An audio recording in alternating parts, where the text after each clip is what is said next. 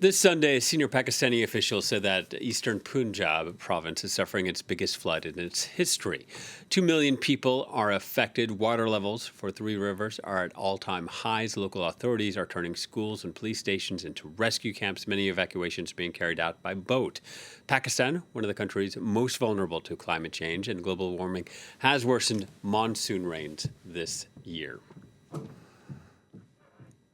Well, for more on what's happening in Iraq, in Pakistan, and the rest of the world, we can speak to Paul Leadley, an ecology professor at Paris-Saclay University. Hello to you, Paul. We're just looking at the record drought in Iraq, the record floods in Pakistan. Here in Europe, we had the heat waves, or record wildfires. How much of this all can we pin down to climate change? So thank you for having me on. What we know is that it's very difficult to attribute any specific event to climate change, especially very recent events. We really need to take a little bit of time to do that. But we do know is these extreme events are beginning to be more and more often and more severe. And that's exactly what the climate models predict. And we can expect that we'll see these much more frequently and much more severe as we move into the future. Yeah, and I worry that sometimes our role as journalists, we're attracted to these superlatives like record or highest or hottest. And does that do a disservice for the public understanding about why these events are occurring? How should we as a media do a better job of explaining the risk of climate change? So actually, I think it's important that journalists put the emphasis on these extremes. So one of the problems with climate change is if you just think about it getting sort of slowly warmer, a lot of that we could adapt to. And in many ways, the most severe problem with climate change is that it's going to increase these extreme events. So we need to think about adapting to and trying to avoid are things like flooding, droughts, extreme heat waves.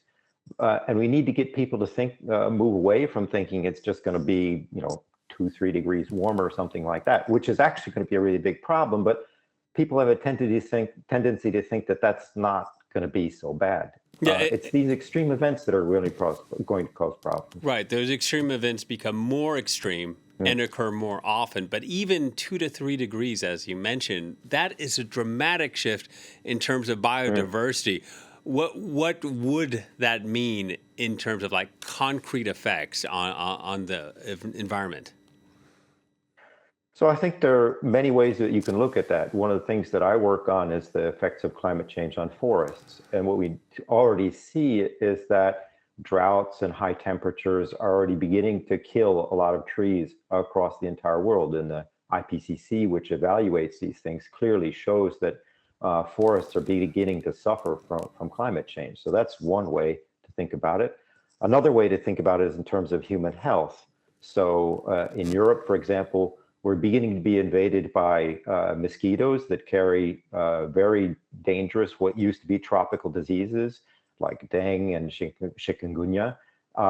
And those diseases are going to be much more prevalent as we move into the future just because of this increase in average temperatures.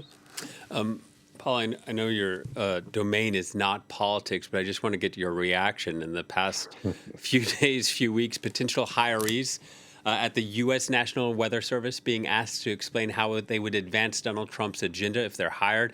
The Environmental Protection Agency fired at least 8 employees who had criticized the leadership of the agency. I mean, as a man who has made his career in science, how do you react to that? This is all terrifying. And I think one of the things that we need to be aware of, it's not just having effects on the ability of the United States to act on climate change and do research on climate change. It's also affecting the way that the world deals with climate change. And I would just take one example. So the Trump administration has just decided to defund buoys in the ocean that measure the temperature of the ocean. And that data is extremely critical for being able to forecast how bad hurricanes are and when they're going to hit and where they're going to go. And you can just make a long list of these things where the whole world really depends on the expertise, the knowledge and the equipment that the United States has and runs. These are all absolutely terrible things, not just for the United States, but for the whole world. Yeah, and that's very timely because, as you mentioned, hurricanes there. Friday was the 20th anniversary of Hurricane Katrina. And at the time, a lot of the reporting was not making the link between climate change and storms like Katrina. And if FEMA is going to see its agency drastically shrunk or even abolished, then many of us are worried about when the next Katrina arrives. And so I think going back to the question that you asked earlier, what's the role of the media in this? And that is to make sure that we continue to tell what is the scientific facts about climate change and really try and work against the kinds of disinformation that's coming out from many areas of our society. And that is a critical role of the media to make sure as much as possible it's getting across the things that are based on scientific facts. And there's so much reporting on this. Sometimes I'm worried about news fatigue. But for people who do want to have like a positive impact, what can they do in their daily lives, no matter how small? What can they do to try to help make a positive change? Well, I think there are a lot of positive stories, and I think that is important to couple this sort of warning about how bad it could get with positive stories. And maybe this isn't about individual people, but I work on biodiversity. And one of the things we know is that conserving and restoring biodiversity is really important for helping adapt to climate change and even minimize climate change. And I'll just give a couple of examples. So by protecting, restoring wetlands, not only do we help control flooding, but we also store carbon in those wetlands. So maybe people can go out and help support that kind of thing by voting for people that are going to help put those kinds of things in place.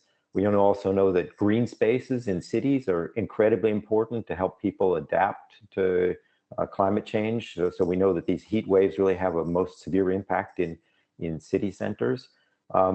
And so people need to think about how personally they could get involved in some of these actions, and also to make sure that they make sure that the people who are making policy or putting in place actions actually are the people that they encourage and support.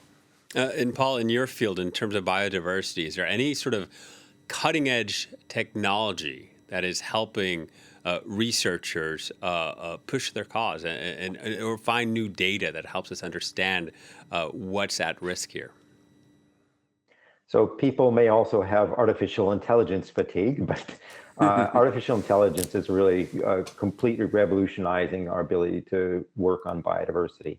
And one of the things that we can do is get the public much more involved in monitoring biodiversity. So now you can download an app on your telephone that will allow you to identify plants, to identify birds, and put those in huge databases that help us know whether the populations are declining, how they're responding to climate change.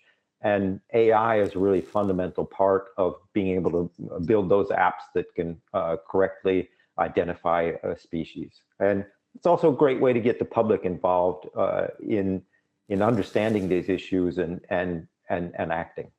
Yeah, helpful and interactive and informative. Paul, thank you very much. Paul Leadley, a biodiversity expert and ecology professor. Thank you. Thank you.